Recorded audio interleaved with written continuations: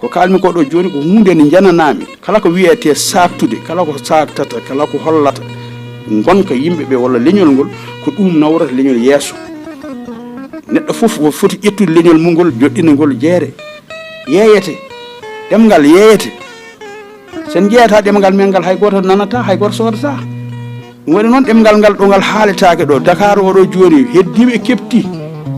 eywa wonti hannde saɗa haala leñol ɗo nani araw ɗo e yeeso bom sa haali pular tan yimɓe jeeƴoto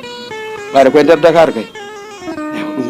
nani ɗo ha joni sa naate oto joni on gone haalde pular tan yiya ɓirɓino ɗum minen min puɗɗiɗi widde ko gila ko wiyete les années 70 75 sa naate bus tan aɗen jeyata pular tan jiyata kamɓe mbaɗnimɓe ƴeew ay ɗum noon ɓe mbaɗirta noon ko ya hertu ya wano tinɗo aɗen waɗa yimɓeɓe gêné natta haalde ngal ndeeƴa nden ɓe ñaama ngal ɗeɗo peeje ko peeje moƴƴe min tini kadi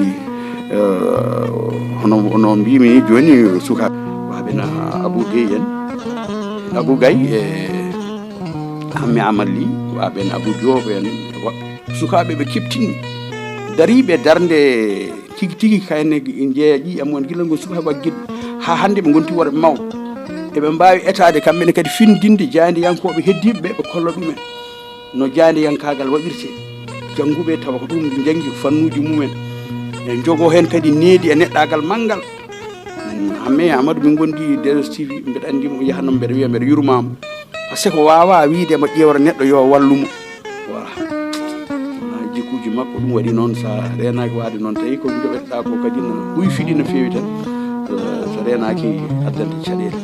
eywa Abou Gaye en ko hen darde Abou Diop ala fof ɗo jangguinani ɗo e leydi men Sénégal ha leydi Gambie ha nokkuji dowri ndi ɗo fof woni hen omo jangguina Pulaar donc ɓen so tawi ko kamɓe kadi garata eywa ganden kam nodduɓe siftorɓe ɓe kadi mi jaraɓe